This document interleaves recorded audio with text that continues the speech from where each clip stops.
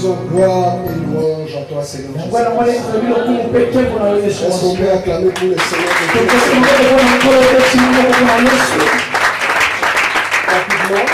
Rapidement, nous gagnons le temps. Nous avons le pasteur Moïse Matou au milieu de nous. À travers lui, l'église du Congo est bénie. À travers ses chansons, à travers ses prédications, c'est vraiment une grande bénédiction pour l'église. Il avait un programme ce matin, un programme chargé. Il a un programme chargé, même un peu ici. Même pendant 30 minutes, nous voulons écouter. Merci beaucoup pour tout ce que vous êtes pour l'église du Congo. Merci pour la chanson qui a traversé, qui traversera de génération en génération.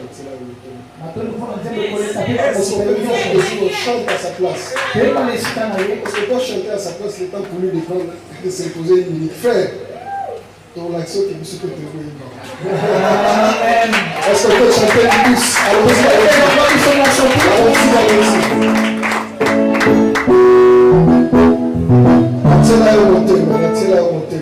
Allons-y, allons-y rapidement, frère. Frère, rapidement.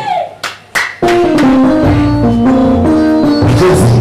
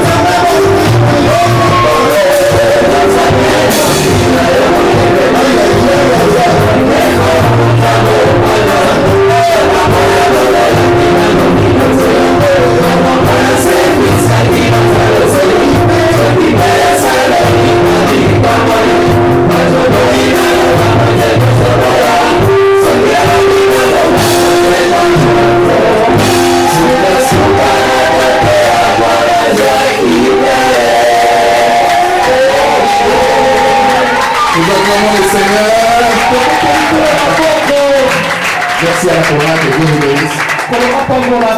On sent que vous répétez. Vous êtes des bosseurs. Alléluia, que Dieu vous bénisse. Amen. Merci beaucoup. Nous voulons dire merci à Dieu. Nous avons même d'être là ce matin. Comme a dit les pasteurs, j'étais quelque part en train de servir encore. On fait plusieurs services en même temps. Nous apprécions juste de valeur la confiance de cette église. Merci, pasteur. Merci pour avoir cédé votre bureau. Vous savez, la chair est chère. On la cède pas n'importe qui. À moins qu'ils soient les derniers de tous les prédicateurs. Merci pour cette confiance. Merci également pour votre présence, bien-aimée. Nous apprécions également votre présence ce matin. Il m'a été demandé de parler sur adorer, louer Dieu sur la terre comme au ciel. J'imagine que le pasteur Trésor en a déjà abordé sur l'adoration. Et donc ce matin, j'estime qu'il est important qu'on parle de la louange. Comment louer Dieu sur la terre comme au ciel.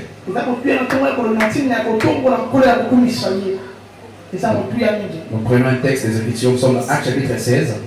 Actes chapitre 16. À partir du verset 23. Verset 23. Jusqu'au 30e verset. Si nous avons le terme rapidement, on va le lire.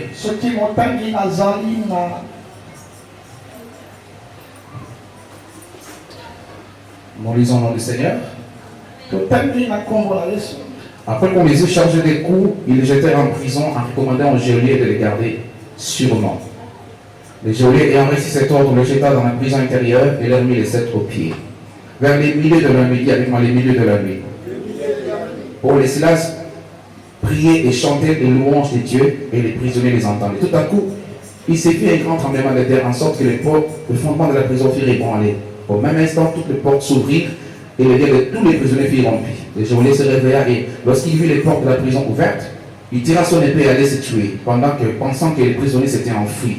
Mais Paul cria d'une voix forte, ne te fais point de mal, nous sommes tous ici. Alors le geôlier ayant demandé d'allumer, entra précipitamment et se jeta tout tremblant au pied de Paul et Silas. Il les fit sortir et dit, Seigneur, qu'il faut-il que je fasse pour être sauvé? Paul et Silas répondirent, crois au Seigneur Jésus, tu seras sauvé toi et ta famille. Parole du Seigneur. Père, nous voulons te dire merci pour cette parole. Il est écrit, l'homme ne vend pas de pain seulement, mais de toutes sortes de paroles qui viennent de toi, Seigneur. C'est ce que nous voulons entendre ce matin. Toutes sortes de paroles. Cet esprit parle à ma place, que je disparaisse et que tu communiques la vie à ton peuple. Mais de chaque chose qui sera dite, qui sera faite en ton nom, au nom puissant de Jésus. Amen. Amen. Alléluia. Amen. Louer Dieu sur la terre. Je pense qu'à mon humble avis, il regarde à ce qui se passe aujourd'hui à l'église, il est important qu'on apporte la lumière en ce qui concerne la louange. Il y a tellement une nette confusion aujourd'hui à l'église qu'on ne sait pas par où commencer. Alléluia. Nous pensons que l'ordre divin de la louange de cette église doit être restauré.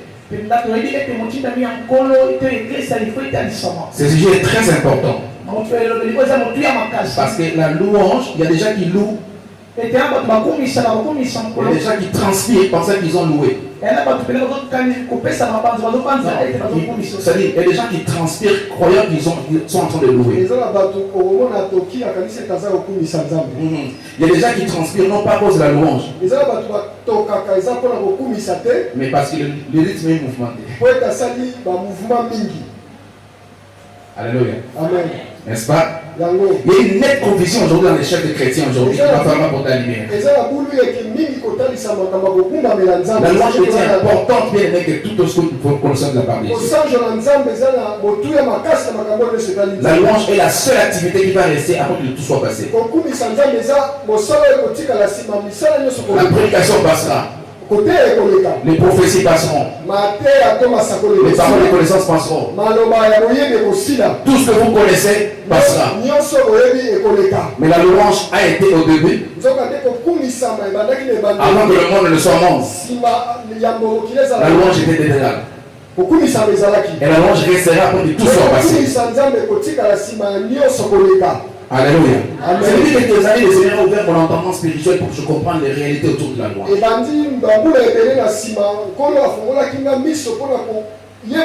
Avant aussi, je ne comprenais pas trop, mais le Seigneur m'a fait comprendre l'impact.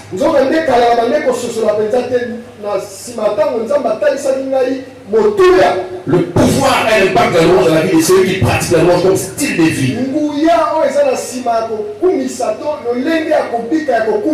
Plusieurs personnes veulent louer Dieu, veulent chanter pour Dieu. Mais ce n'est pas la peine de savoir quelle est la louange qui plaît à Dieu. Le problème de l'homme depuis toujours, c'est de vouloir faire les choses pour Dieu sans se demander qu'est-ce qui plaît à Dieu, qu'est-ce qui plaît réellement Dieu. Dieu est spirituel, nous sommes humains. Tu ne peux pas plaire à Dieu si lui-même ne t'apprend pas comment il faut plaire à lui. Il y a une telle différence entre nous et Dieu. Lui est spirituel. Nous sommes humains. Nous devons nous référer à lui pour qu'il nous explique quelle est la louange qui plaît à Dieu. Nous sommes humains, lui est spirituel. Et lui vit dans les cieux. Tous ceux qui habitent la terre doivent se référer à ce qui se passe dans les cieux. Louer Dieu sur la terre comme au ciel. C'est ce qui doit être fait. Tu ne peux pas louer Dieu sur la terre, non pas comme ça se fait dans les cieux. Si la louange n'est pas comme celle qui se fait dans les cieux, c'est que tu bougonnes de bruit. Ce qui fait qu'à l'église aujourd'hui, la louange n'a pas d'impact. La louange n'a pas son pouvoir. Et Dieu n'agit pas pour la simple raison que la louange ne respecte pas les protocoles établis par Dieu. Je te donne un exemple. Dans n'importe quel domaine, si tu veux réussir, fais les choses sur la terre comme au ciel. Alléluia. Amen. Jean chapitre 6, Dieu parle à Noé. Genèse 6, il dit, je vais détruire le monde à cause du péché. Mais toi, tu vas trouver grâce. Fais-toi une arche. Entre-y avec ta famille pour que tu sois sauvé. Mais Noé n'est pas un charpentier. N'est pas un maçon. Il n'a jamais construit d'arche. Il n'a jamais vu ça. C'est pour ça que Dieu lui-même s'est expliquer les dimensions. Figurez-vous que l'arche va accueillir toute espèce d'animaux sur la terre. Et Dieu commence à expliquer à Noé de calculer les dimensions de l'arche. Non seulement ça, mais la matière à utiliser pour l'étanchéité du bateau. Et si Noé ne respecte pas ça, quand la pluie va tomber pendant 40 jours, ils vont se noyer. Donc il était censé respecter cet ordre-là. Je vais donner des exemples. Dieu c'est un Dieu spirituel. Il a choisi un peuple d'Israël pour habiter au milieu de son peuple. L'autre jour on parlait des campements spirituels. Un autre jour on viendra pour parler de l'ordre du campement. Dieu c'est un Dieu du milieu. La place de Dieu c'est au milieu. Après il dit, il a un trône au milieu de 24 autres trônes. Il y a un trône de la vieillard.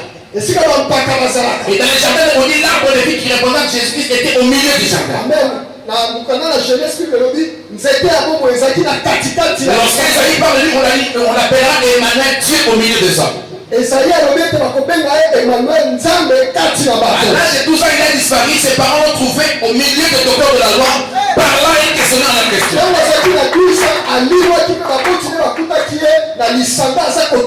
Il questionnait les sacrificateurs et il répondait en même temps à leur question au milieu.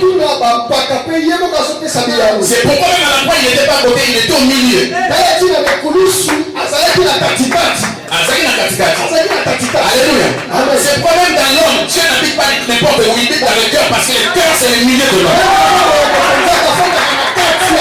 Dieu c'est un Dieu du milieu. Toute structure dans laquelle Dieu n'est pas au milieu est appelée à disparaître.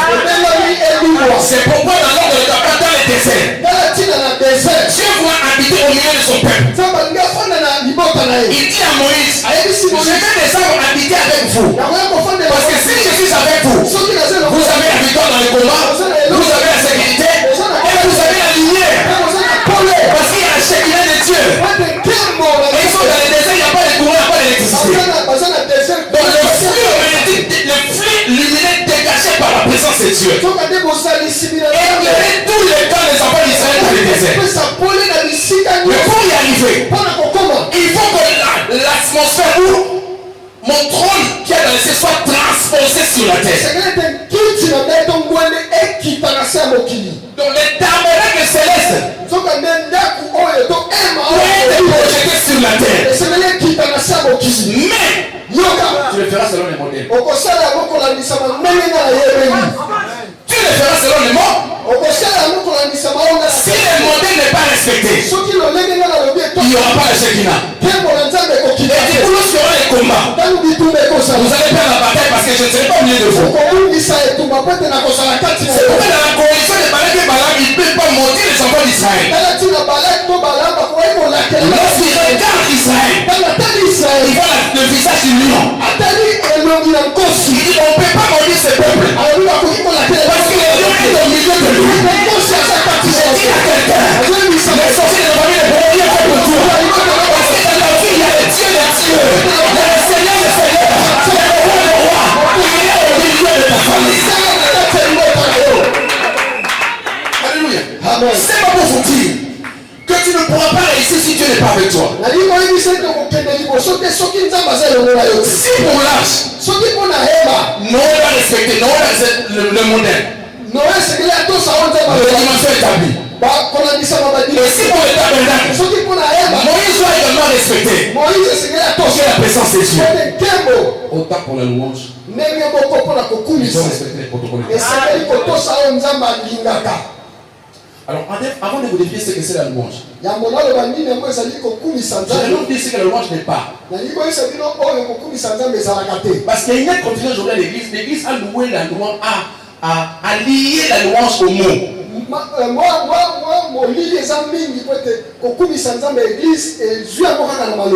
La louange n'a rien à voir avec le mot, ni avec les phrases. Car si Dieu avait besoin de phrases, il aurait besoin de poètes. Eux savent écrire des phrases. Si la louange tenait seulement en mots, alors le sourd ne voulait pas dire. Pourtant, ici à Kinshasa, il y a une chorale de sourds muets. Spécialement au sang précieux. Je vais aller servir là-bas un jour, je vis une chorale de sourds muets.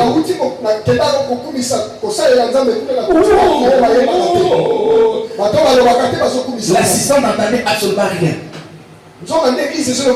Mais les dieux qui reçoivent la louange condamnent particulièrement chacun. Donc la louange a un niveau beaucoup plus élevé que le mot. La louange a rien à voir avec les rythmes.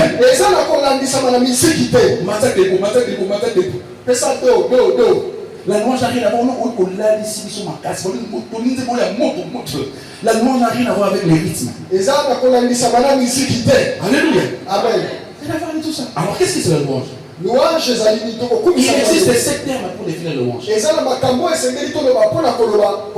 cause de temps, j'ai parlé seulement de 7 termes. Le terme Hillel, c'est le terme par lequel on a traduit également Alléluia. Ce terme veut dire wow. La louange c'est une expression externe d'un sentiment qu'on a à l'intérieur de soi et qui est provoqué par une merveille de Dieu en votre faveur. Mais l'expression que vous avez à l'intérieur est provoquée par une bonté de Dieu en votre faveur. Je donne un exemple. Je reviens d'ici, vous m'avez béni. J'arrive à la maison, ma femme n'est pas allée au travail. Et je prends une paire de bijoux. Je mets sur l'oreiller.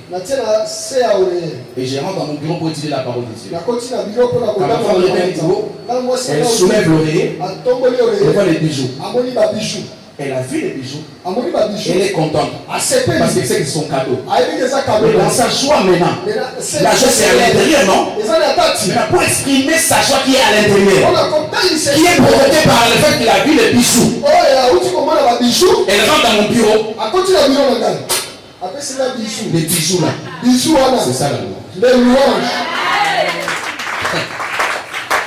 Lorsque Dieu a fait quelque chose pour toi, et que tu es dans la joie, mais pour exprimer ta joie, tu commences à danser. La danse qui tu manifestes à l'extérieur de ton corps est provoquée par la bonté de Dieu que tu as fait dans ta vie. Alors c'est comme ça qu'on a l'église. Les gens qui n'ont aucun souvenir de ce que Dieu a fait.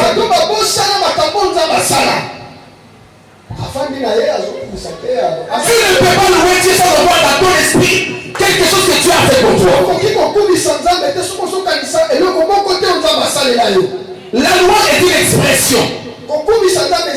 Exprimer veut dire prendre ce qui est à l'invisible, la mettre dans le visible. Je ne peux pas louer Dieu sans avoir dans ma tête des souvenirs de ce que Dieu a fait. David dit ceci. Mon âme bénit l'Éternel. Elle oublie aucun de ses bienfaits. Dès que tu es là, tu ne dépends pas de la batterie. Tu ne dépends pas des synthés. Lorsqu'on doit louer Dieu, on doit se souvenir de ce que Dieu a fait. Et la première chose que Dieu a fait, tu es en vie. Tu as la bonne louer. C'est pourquoi il dit que tout ce qui respire, loue l'Éternel. C'est la commune qui sont morts aujourd'hui. Combien sont dans les hôpitaux aujourd'hui? Ils ont voulu enlever même le pied comme ça. Ils n'ont pas la possibilité. Ils ont voulu frapper les mains. Avec toute leur volonté, ils ne peuvent pas. Aujourd'hui, tu es surpris, tu es debout. Tu respires. Tu dis la vie seule. Tu as procédé là seul. Et tu as marché jusqu'ici. Ce n'est pas une raison ça pour louer Dieu. Ce n'est pas une raison pour pousser les cris de joie. Ce n'est pas une raison pour frapper les mains. Alléluia. Tu ne peux pas louer Dieu. Si ça ne va pas en toi, un souvenir de ce que Dieu a fait. Nous allons à la trois origines. Le passé, le présent et le futur. Quand tu regardes dans le passé, tu as une base de données. Tout ce que Dieu a fait pour toi.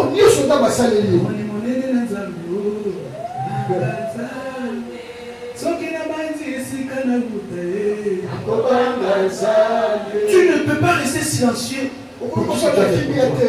Kanisa kaditumaza bakunda pona. Kanisa bangombe kweli kwa vida hii.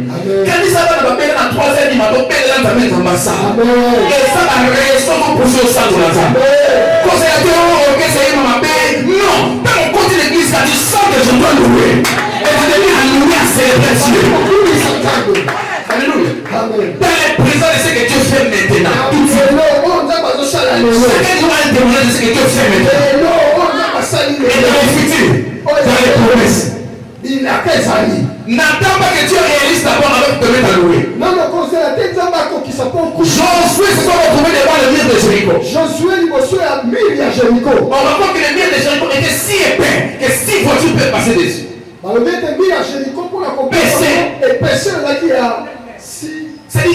C'est des éboules épais que 6 chars peuvent passer dessus. C'est-à-dire que le mur de Jéricho était seulement épais. Et au-dessus du mur, même 6 chars peuvent passer directement comme ça. Et il devrait presser ma voiture pour les voir autoroute. Dans le mur de Jéricho. Et les enfants de Jéricho disaient que c'était Dieu qui avait fait ça.